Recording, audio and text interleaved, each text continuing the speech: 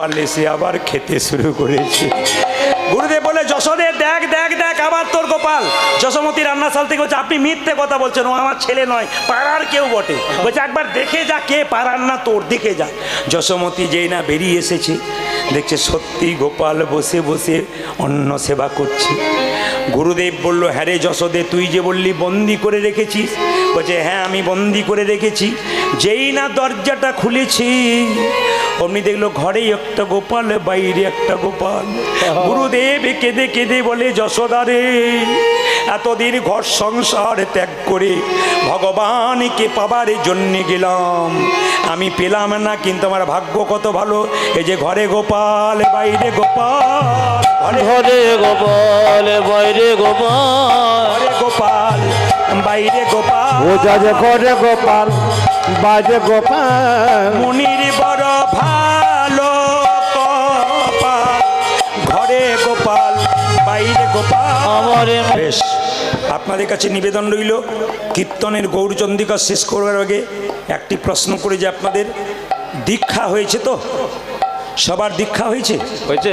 বেশ, আমি জানি আপনাদের সবার দীক্ষা হবে, কিন্তু কিছু মনে করবেন না মা।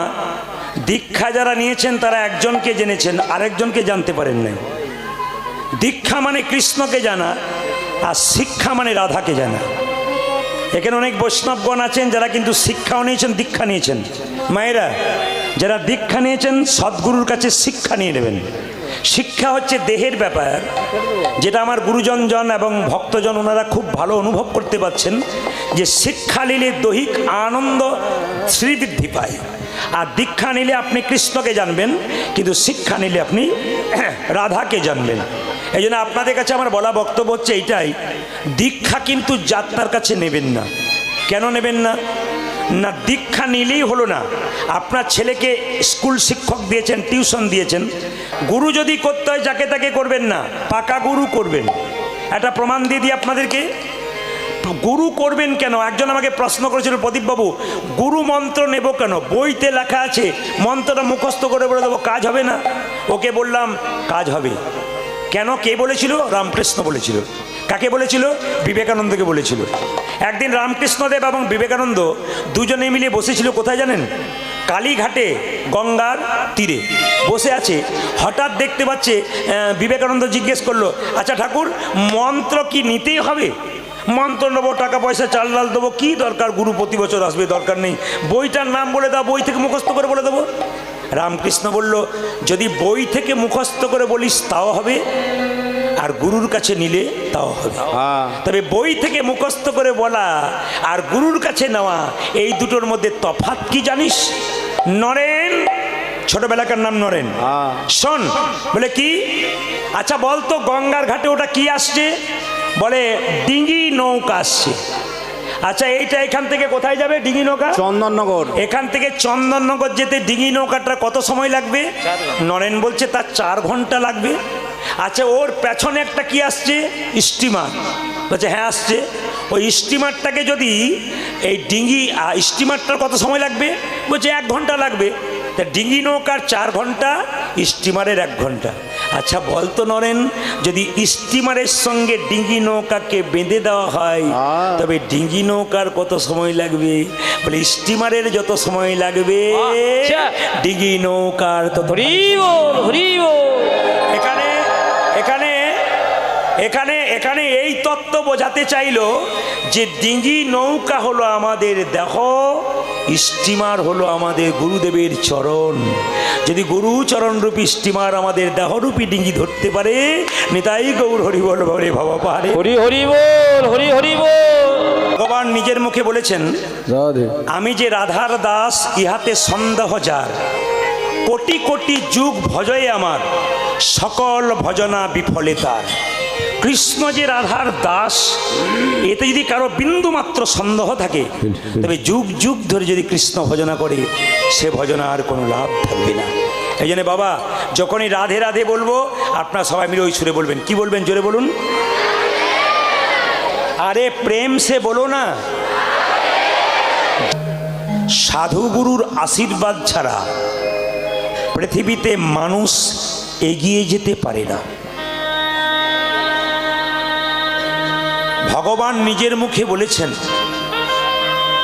যে মদ ভক্ত যত্র গচ্ছন্তি তত্র গচ্ছামি পার্থিব ভক্তানুমনু গচ্ছন্তি মুক্ত স্থিতি বিষহ। বৎসের পশ্চাতে যেমন ধাই ধেনুগণ, ভক্তের পশ্চাতে সেরকম যাই জনার্দন। হরিবল হরিবল রাধে বাড়িতে দেখবেন গাভীর যদি বাছুর হয়, বাছুরটা যেদিকে ছুটে যায় গাভী তার পেছন পেছন ছুটে যায়। কেন? যদি বাছুর খালে বিলে পড়ে যায়, যদি বাছুরটাকে কেউ নিয়ে চলে যায়, গাভী তার পেছন পেছন চলে যায়। ভক্ত যদি ভগবানকে ডাকতে পারে, ভক্ত যতই যেদিকে চলে যাক না কেন, ভগবান তার পেছন পেছন গাভীর। হরিবল হরিবল। বৈষ্ণবের বশ কৃষ্ণ, সর্বশাস্ত্রে কয় এই সব জানিলহ বৈষ্ণবের আশ্রয়। হাটে বাজারে যেখানে গাভী বিক্রি হয়, গরু বিক্রি হয় মায়েরা, সেখানে গাভী কিনবেন, বাছুর কিনবেন, গাভীটাকে দড়ি দিয়ে টেনে আনবেন, গাভী কোনো মতে আসবে না। যদি বাছুরটাকে কোলে করে এগিয়ে যান, গাভীকে ডাকতে হবে না, বাছুরের পেছন পেছন আসবে। সেরকম বৈষ্ণবের বশ কৃষ্ণ, সর্বশাস্ত্রে কয় এই সব জানিলহ বৈষ্ণবের আশ্রয়। বৈষ্ণবের চরণ ধরে কেউ যদি এগিয়ে যায়, আর কিছু করতে হবে না, ভগবান তার পেছন পেছন। নিতাই গৌর হরি বল। হরি বল। স্বয়ং মহাপ্রভু যিনি কলিযুগের ভগবান, তিনি নবদ্বীপের পথ দিয়ে চলে যাচ্ছেন।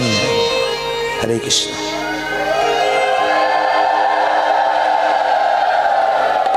তিনি নবদ্বীপের পথ দিয়ে চলে যাচ্ছেন। তার ভাব কিন্তু সবাই বুঝতে পারে না। পদকর্তা বলল কে বুঝতে পারে? ভাবি তারাই তো বোঝে রে, ভাবে তারাই তো বোঝে রে। সংসারের জন্য কেঁদো না, কাঁদবে যদি তবে গোবিন্দের নামে একবার কাঁদো। গোবিন্দের নামে একেবার কাঁদো। গোবিন্দ প্রাণ গোবিন্দ বলে যে জন একবার কাঁদে। হা গৌরী প্রাণ গৌরী বলে যে জনি একবার কাঁদিতে পারে, তারই মানব জন।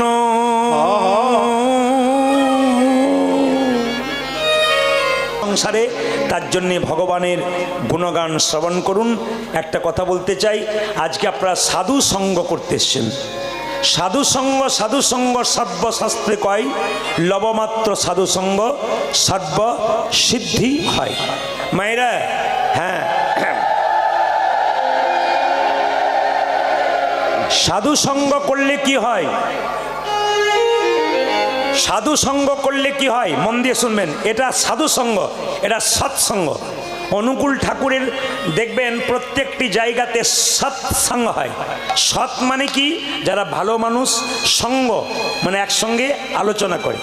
তো আজকে সৎসঙ্গ হচ্ছে ভালো কথা হবে, ভালো কথা শুনে আপনাদের জীবনটাকে ধন্য করবেন। একটা একটা করে শুনবেন। একদিন নারদ মুনি ভগবানকে প্রশ্ন করলো, প্রভু সাধু সঙ্গ, এই যে ভগবানকে প্রশ্ন করলো সাধু সঙ্গ করলে কি হয়? ভগবান বলছে, নারদ আমি কথায় উত্তর দেব না, কাজে দেব। এখান থেকে 50 হাত দূরে চলে যাও, যাকে প্রথম দেখবে তাকে জিজ্ঞেস করবে সাধু সঙ্গ করলে কি হয়। নারদ 50 হাত দূরে গেছে, কাউকে দেখতে পায় নাই, একটা গোবরে পোকা দেখতে পেয়েছে। ওকে জিজ্ঞেস করছে, হ্যাঁ রে গোবরে পোকা, সাধু সঙ্গ করলে কি হয়? গোবরে পোকাটা মরে গেল। সঙ্গে সঙ্গে নারদ এসে ভগবানকে বলল, প্রভু এই তোমার সাধু সঙ্গ, যাকে জিজ্ঞেস করলাম সে তো মরে গেল। ভগবান বলছে, নারদ এখান থেকে তুমি 1/2 কিলোমিটার দূরে যাও, যাকে প্রথম দেখবে তাকে জিজ্ঞেস করবে সাধু সঙ্গ করলে কি হয়। তো 1/2 হাফ কিলোমিটার দূরে গেছে, কাউকে দেখতে পায় নাই। দেখতে পেল একটা গাভীর বাচ্চা, না একটা পাখির বাচ্চা গর্তের মধ্যে মুখটা বাড়াচ্ছে। কাউকে দেখতে পেল না। নারদ জিজ্ঞেস করলো, ও পাখির বাচ্চা, সাধু সঙ্গ করলে কি হয়? পাখির বাচ্চাটা মরে গেল, মরে গেল গো, পাখির বাচ্চাটা মরে গেল। যেই না পাখির বাচ্চাটা মরে গেল, চিৎকার চেঁচামেচি বন্ধ হয়ে গেল। মনে মনে আবার এসে বলছে, প্রভু এই তোমার সাধু সঙ্গ, যাকে জিজ্ঞেস করছি সে তো পটল তুলছে, তাহলে কি করব? বলছে আরও 3 কিলোমিটার দূরে যাও, যাকে প্রথম দেখবে তাকে জিজ্ঞেস করবে সাধু সঙ্গ করলে কি হয়। 3 কিলোমিটার দূরে গেছে, কাউকে দেখতে পায় নাই। দেখতে পেলে একটা গাভীর বাচ্চা ঘাস খাচ্ছে। ও গাভীর বাচ্চা, সাধু সঙ্গ করলে কি হয়? বাছুরটাও মরে গেল। নারদ এসে ভগবানকে বলছে, প্রভু এই আমি নাক মরলাম, কান মরলাম, তোমার কথা আমি শুনবো না। এই যাচ্ছি, যাকে জিজ্ঞেস করছি সেবাটা মরে যাচ্ছে, আমি পাপের ভাগী হচ্ছি, আমি যাব না। ভগবান বলছে, নারদ শেষবারের মতো আরেকবার যাও। বলে কোথায়? এখান থেকে 5 কিলোমিটার দূরে একটা জঙ্গল আছে, জঙ্গল একটা রাজবাড়ি আছে, ওখানে একটা রাজার 15 বছর পরে ছেলে হয়েছে, ওকে জিজ্ঞেস করেছো সাধু সঙ্গ করলে কি হয়। মায়েরা 15 বছর পরে ছেলে হয়েছে মানে কত আনন্দের ব্যাপার। 5 কিলোমিটার দূরে। নারদ বলছে, ঠাকুর কিছু মনে করো না, গাভীর বাচ্চাটার মা ছিল, বাছুরটার মা ছিল না, ঠুকরে মেরে দিত। ছেলে মরে গেলে মা ছেড়ে দেবে? পাখির বাচ্চাটা মরে গেছে, মা থাকলে ঠুকরে দিত। এখন রাজার 15 বছর পরে ছেলে হয়েছে, সে যদি মরে যায় বাচ্চাটা, রাজা আমাকে নিতাই গৌর হরিবোল করে দেবে। ভগবান বলছে, নারদ রাখে হরিত মারে কে? নারদ বলছে, তোমার কথাতে আমার খুব বিশ্বাস হয় না। রাখে হরিত মারে কে, মারে হরিত রাখে কে, সব বুঝতে পারলাম। তবে তুমি যখন বলছো তখন যাচ্ছি, যেন বিপদ না হয়। তবে যাব, তোমার নাম করতে করতে যাব। বিনাটি বাজাতে বাজাতে নারদ চলল কোথায়? 5 কিলোমিটার দূরে রাজার বাড়ি। ছেলেকে জিজ্ঞেস করছে, নারায়ণ নারায়ণ নারায়ণ। নারায়ণ। রাজা চমকে গেল, আমার বাড়িতে নারদ কেন? ও নারদ, কি ব্যাপার? রাজামশাই আপনার নাকি একটি ছেলে হয়েছে? হ্যাঁ গো, এ 15 বছর পরে, বহু সাধ্য সাধনার পরে আমি একটা ছেলের বাবা হয়েছি, 15 বছর পরে। নারদ বলছে, আপনার ছেলেকে একটি প্রশ্ন করতাম। রাজা বলছে, একটা মানে তুমি 10টা করতে পারো? নারদ বলেছে যে বাড়িতে প্রশ্ন করব তার পেছন দিকে দরজা আছে, তো বলছে একটা মানে কি 4টে আছে। ও মনে মনে ভাবছে তাহলে বাঁচবারও উপায় আছে। এখন লক্ষ্য করুন, নারদ গিয়ে একটি পা ভেতরে দিয়েছে, একটি পা বাইরে দিয়েছে। এ খোকা, সাধু সঙ্গ করলে কি হয়? দাঁড়াও। ছেলে বলে উঠল, নারদ মুনি দাঁড়াও।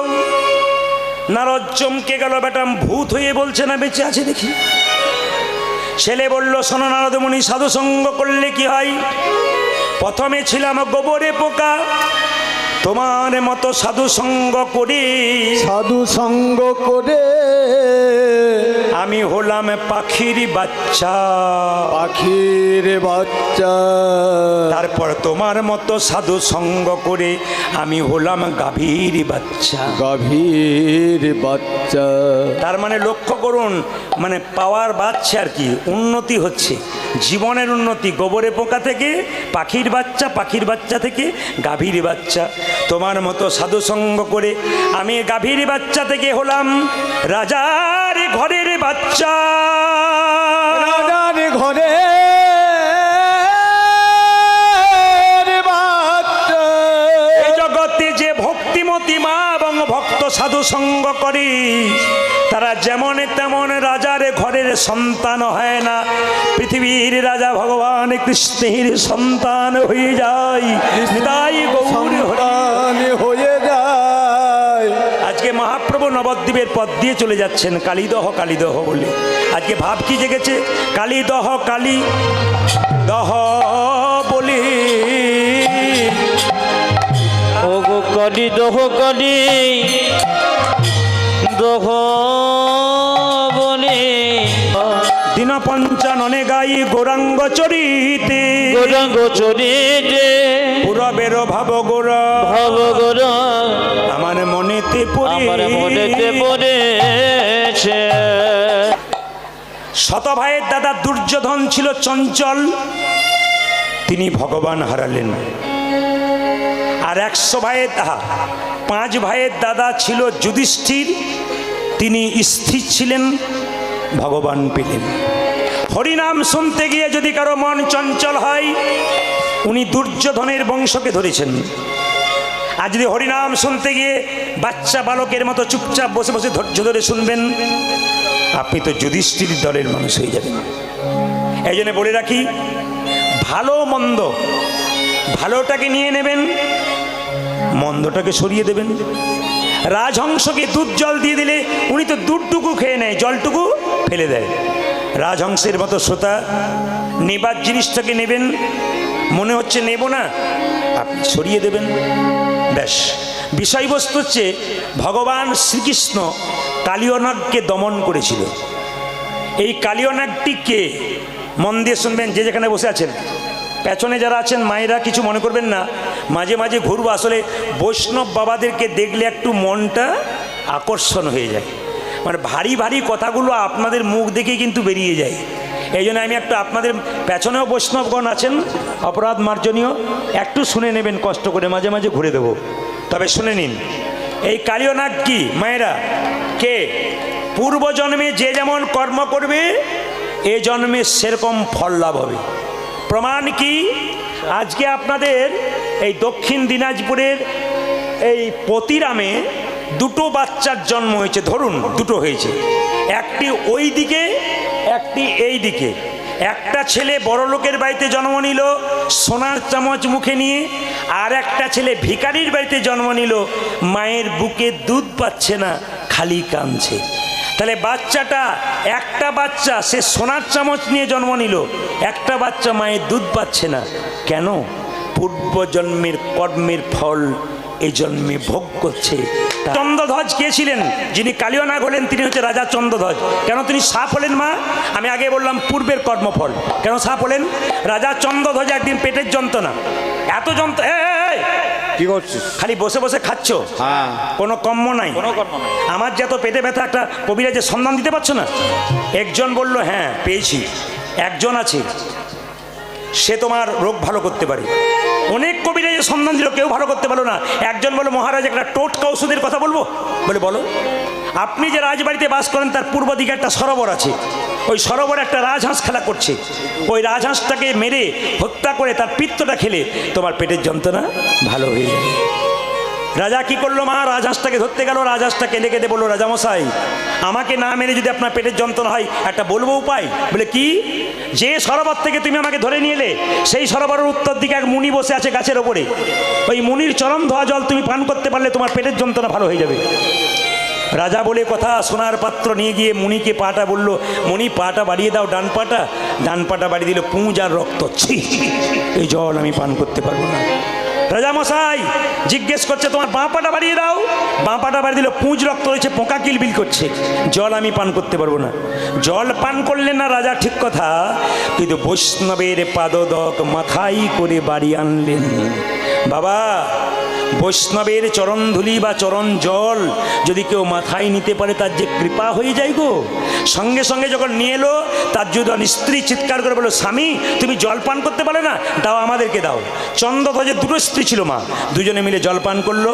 ওই মুনি ক্রোধে ক্রোধান্বিত হয়ে ছুটে এসে বললো রাজা তুমি আমার চরণ জলকে অপমান করলে, অভিশাপ দিলাম, তুমি যেহেতু খল প্রবৃত্তি করলে তোমার খল বংশে জন্ম হবে, তুমি হবে কালিয়নাগ। কেঁদে কেঁদে রাজা চন্দ্রধ্বজ বলল হে মুনিবর, তুমি যদি অভিশাপ দিলে আমায় সর্পকুলে জন্ম সর্পকুলে জন্ম তবে আশীর্বাদ দাও, তবে আশীর্বাদ দাও যেন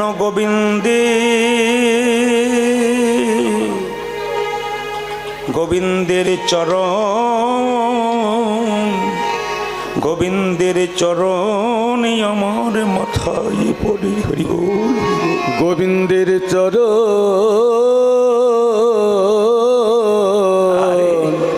আমি মাথায় পাই। বৈষ্ণবের চরণ ধোয়া জল যদি কেউ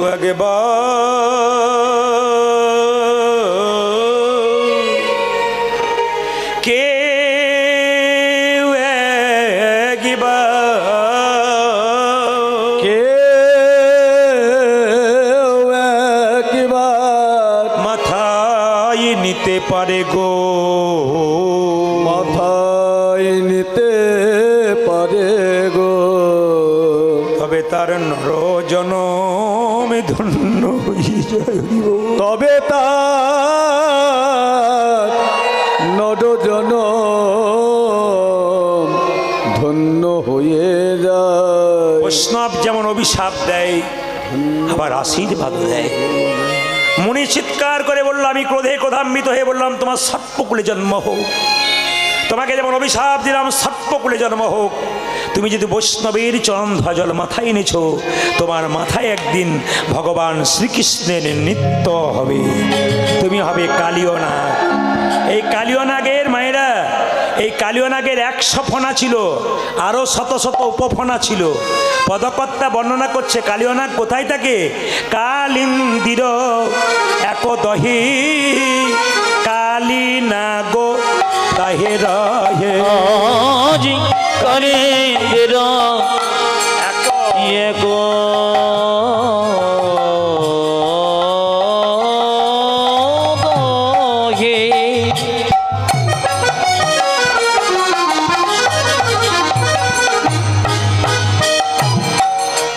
নাগ যেখানে বাস করে বৃন্দাবনে কালীদর হ্রদে এত বিষ ঢালতে শুরু করেছে যে ওই পথ দিয়ে কোনো পশু পাখি পেরিয়ে গেলে বিষের জ্বালায় ছটফট ছটফট করে মরে। এখন প্রশ্ন হচ্ছে, আপনাদের কাছে একটা প্রশ্ন, দক্ষিণ দিনাজপুরে অনেক পুকুর আছে, সেই পুকুরে পদ্ম ফুল আছে কিনা আমার জানা নাই, কিন্তু আপনারা বীরভূমে যদি আমাদের যান তাহলে প্রায়ই পুকুরে দেখতে পাবেন পদ্ম ফুল আছে।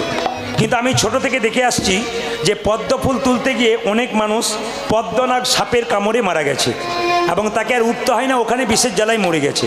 কিন্তু বলুন তো, যে পুকুরে পদ্ম ফুল থাকে আর যে পুকুরে পদ্মনাগ সাপটা থাকে, সেই জলটা বিষ হলো না। কালীদয়া হ্রদে কালীয়নাগ রইল, ওই জলটা বিষ হলো কেন?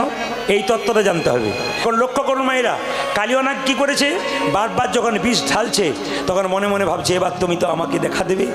যখন প্রত্যেকটি পশু পাখি চিৎকার করে বলছে, হে প্রভু, বৃন্দাবনে বাস করি, গাছের ফল খাই, নদীর জল পান করি, আর তোমার নাম করে এত কষ্ট কেন? সঙ্গে সঙ্গে ভগবান মনে মনে ভাবলো, আচ্ছা ঠিক আছে, আমার কালীয়নাগ যদি আমার ভক্তকে কষ্ট দেয় তবে আমি তাকে দেখাচ্ছি মজা। কালীয়নাগ যেদিন দমন হয়েছিল জেনে নিন, সেদিন দাদা বলরামের জন্মদিন ছিল মায়েরা। বাড়িতে দাদা বলরামের জন্মদিন ছিল। কৃষ্ণ জানে দাদা বলের জন্মদিন, বাড়িতে আনন্দ হবে, বলরাম যাবে না, বলরাম থাকলে আমি পারবো না, আমি আজকে একা যাব, আমি আজকে স্বাধীনভাবে কালীয়নাগকে দমন করব। দাদা তো যেতে দেবে না, সুযোগ খুঁজছে কৃষ্ণ। তাই মাকে বলছে, মা কি আমায় সাজাইয়ে দাও, মা সাজাইয়ে দাও, আমায় সাজাইয়ে দেব, সাজাইয়ে দাও, আমায় সাজাইয়ে দাও, মা সাজাইয়ে দাও, আমায় সাজাইয়ে দাম, সাজাইয়ে দাম, উঠে যাবার সময় হলো, সাজাইয়ে দাও, মা সাজাইয়ে দাও, মাগো আমার গোঠে যাওয়ার সময় হলো, সাজাইয়ে দাও, সাজাইয়ে দাও, উঠে যাবার সময় হলো, সাজাইয়ে দাও, মা সাজাইয়ে দাও, গোঠে যাবার সময় হলে সাজাইয়ে দাও, মা সাজাইয়ে দাও, আমার গোঠে যাবার সময় হলো, সাজাইয়ে দাও, মা সাজাইয়ে দাও, পূজাজ গোঠে যাবার সময় হলো, সাজাইয়ে দাও, মা সাজাইয়ে দাও, যে সিদামে সুদামে দাঁড়াইয়ে আছে, সাজাইয়ে দাও, মা সাজাইয়ে দাও, ওই যে সুদমে সুদম দারাজে আছে, সাজাইয়ে দাও, সাজাইয়ে দাও, আমার আরে যে ধৈর্য ধরে না মা, সাজাইয়ে দাও, মা সাজাইয়ে দাও, আমার আরে যে ধরিত ধরে নাম, সাজাইয়ে দাও, মা সাজাইয়ে দাও, আমার গোঠে যাবার সময় হলো, সাজাইয়ে দাও, মা সাজাইয়ে দাও, আমার গোঠে যাবার সময় হলো, আর যে ধৈর্য ধরে না, আমার গোঠে যাবার সময় হলো, আর যে ধৈর্য ধরে না, গোঠে যাবার সময় হলো, আমায় আর যে ধৈর্য ধরে না, সাজাইয়ে দামা, সাজাইয়ে দামা। এখন কিছু মনে করবেন না মায়েরা, যে যেখানে কীর্তন শুনছেন, কীর্তন আমার সমাজকে বাস্তবকে নিয়ে। কেন বলুন তো, বাস্তব যদি কিছু ভুল করে সেগুলোকে ঠিক করে দেওয়া আমাদের কর্তব্য। আপনারা আপনাদের ছেলে বা মেয়ের জন্মদিন পালন করেন, জোরে বলুন, হ্যাঁ না না বলবেন। অনেকে ভয়ে বলছে না, কিছু গন্ডগোল আছে, বলার দরকার নেই, উনি বলুন যা বলবেন। আচ্ছা, ছেলের যখন জন্মদিন হয় জোরে বলুন, কেক কাটেন, কেক কেক। হ্যাঁ, অনেকে মানে না আবার হয়। বাবারা সবাই মন দিয়ে শুনবেন, আপনার নাতিরও কিন্তু জন্মদিন পর হচ্ছে দিব্যি কেক কাটছেন, আচ্ছা, মোমবাতি জ্বালান নি কি বলেন বলুন তো? কেক কাটার পর মোমবাতি জ্বালিয়ে হ্যাপি বার্থডে টু ইউ ফুস। এটা ভারতবর্ষের নীতি নয়। এই যেটা করছেন আপনারা, ওটা নিজের বাবাকে বাবা বলা হচ্ছে না, পরের বাবাকে বাবা বলছেন। ওটা খ্রিস্টানদের রীতিনীতি। আপনারা এতজন কীর্তন শুনতে এসছেন, আমি ধন্য হব যদি উত্তর দিতে পারেন। মোমবাতি কেন জ্বালানো হয়? কেক কেন কাটা হয়? ছেলের শুভ দিনে আপনারা, নাম করব না বৈষ্ণবের সামনে, আপনারা কি খাওয়ান? কি খাওয়ান? হাঁসের কি খাওয়ান? হ্যাঁ, আচ্ছা খাওয়ান। তাহলে লক্ষ্য করুন ওই কেকটা কি দিয়ে তৈরি, হিসাব করে দেখবে কিন্তু। 1 নম্বর, শুভ না অশুভ? আগে তলে হাত দিয়ে দেখুন আমরা করছি কি। আচ্ছা, মোমবাতি জ্বালাচ্ছেন কেন জ্বালাচ্ছেন? ওটা খ্রিস্টানরা করে, আমাদের নয়। একবার আমি এক জায়গাতে গিয়েছিলাম, এক মাস্টার মশাই বাড়িতে তার নাতির কি অন্নপ্রাশন, নাতির জন্মদিন। আমাকে বলো, প্রদীপবাবু আপনাকে তো থাকতেই হচ্ছে। বললাম নিশ্চয়ই যাবো। এই বস, বলছে যে জন্মদিন যেতে হবে। বললাম যাবো। তো কিছু মনে করবেন না, ওই একই আরম্ভ হয়েছে, হ্যাপি বার্থডে টু ইউ ফুস। আমি তো মাস্টারমশাইকে জিজ্ঞেস করলাম, কিছু বলবেন না স্যার, একটা কথা জিজ্ঞেস করব, মোমবাতি নেভানো হলো কেন আর কেক কাটা হলো কেন? উনি বলছেন ওই সবাই করছে তাই করছে। মানে ভদ্রলোক নিজেও জানে না। আমরা বাঙালিরা এমন একটা জায়গায় পর্যায়ে পৌঁছে গিয়ে সব লোকের দেখে দেখে শিখি, নিজেরা কিচ্ছু জানি না। আমরা যে সনাতন ধর্মের নিয়ম কি মায়েরা, আপনি চমকে যাবেন। প্রত্যেকটি জেলায় জেলায়, রাজ্যে রাজ্যে মহাপ্রভুর আশীর্বাদে আমার কীর্তন। প্রত্যেকটি জেলায় জেলায়, রাজ্যে রাজ্যে, আমি আগে বললাম এখনও বললাম, যদি সুস্থ থাকি আগামীতে আমি 5-6 জায়গায় বিদেশে যাব। প্রত্যেকটি জায়গাতে প্রচুর মানুষের ভিড়। সবার কাছে নিবেদন রইল, যে যেখানে বসে আছেন আমি আপনাদের প্রমাণ দিয়ে দিই। ত্রিপুরা গিয়েছিলাম, একটা বাচ্চা তার বাবাকে বলেছে, প্রদীপবাবুর কীর্তন শোনি, আমার জন্মদিনে তুমি আমিষ করবে, আমার জন্মদিন তুমি কেক কাটবে, বাপি তুমি এটা কি করছো? বাবা তখন বললো, তুই আমার চৈতন্য ফিরে দিলি রে। আমাকে বললো, প্রদীপবাবু আমার 6 বছরের মেয়েটা দেখুন কেমন চৈতন্য জেগেছে। বলছে ওগুলো করবো না, করতে নেই, ওগুলো বিদেশিদের জিনিস, খ্রিস্টানদের জিনিস, আমাদের নয়। তাহলে আমাদের জিনিস কি জেনে নিন। বাচ্চার জন্মদিনে আপনি যা করবেন করুন, একটা জিনিস করবেন কি, ঘিয়ের প্রদীপ জ্বালাবেন। এটা হচ্ছে সনাতনী নিয়ম। ভগবানের মন্দিরে দিয়ে বলবেন, প্রভু এই ঘিয়ের প্রদীপ যেন দীর্ঘক্ষণ ধরে জ্বলে, আমার ছেলের জীবন প্রদীপ যেন দীর্ঘদিন ধরে জল। কত সুন্দর প্রত্যেকটি কথার, কত সুন্দর উত্তর আছে দেখুন সনাতনদের মধ্যে। দ্বিতীয়, আপনি কি করবেন সেদিন? কেক না কেটে কি করবেন? পরমান্ন তৈরি করবেন। পরমান্ন পায়েস ভগবানের চরণে দিয়ে বলবেন, একটা তুলসী পত্র দিয়ে, ছেলেকে একটু প্রসাদ দিয়ে বলবেন, হে প্রভু আমার ছেলে যেন ভবিষ্যতে একটু প্রসাদ ভোজি হয়, তোমার চরণ সেবা করতে পারেনি তাই গৌরে। এইরকম যদি করতে পারেন তাহলে জীবনে উন্নতি হয়েছে না, নিতাই গৌর হরিবল হয়ে গেছে। প্রশ্নের উত্তরই আপনি দিতে পারবেন না। দাদা বলাইয়ের জন্মদিন, কৃষ্ণ বলছে মা আমাকে সাজিয়ে দাও, সঙ্গে সঙ্গে যশোমতী বলছে গোপাল রে 7 নাই 5 নাই, তুই আমার একটা গোপাল, তুই জানিস না আজকে দাদা বলাইয়ের জন্মদিন, কত লোক আসবে, কত ভালো ভালো খাবার হবে, আমি মা হয়ে তোকে বিদায় দেবো কি করে? 7 নাই আর 5 নাই রে, তুই রে আমার একলা গোপাল। আজ 7 নয় 5 নয় রে, তুই যে আমার একলা গোপাল। 7 নাই আর 5 নাই রে, তুই যে আমার একলা গোপাল। 7 নাই আর 5 নাই রে, তুই যে আমার একলা গোপাল। তুই যে আমার মা বলা ধন, তুই যে আমার মা বলা ধন, তুই যে আমার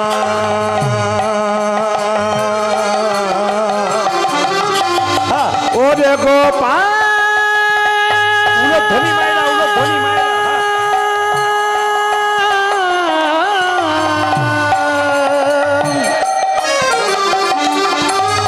তুই যে আমার মা বলা ধন, তুই যে আমার মা বলা ধন, তুই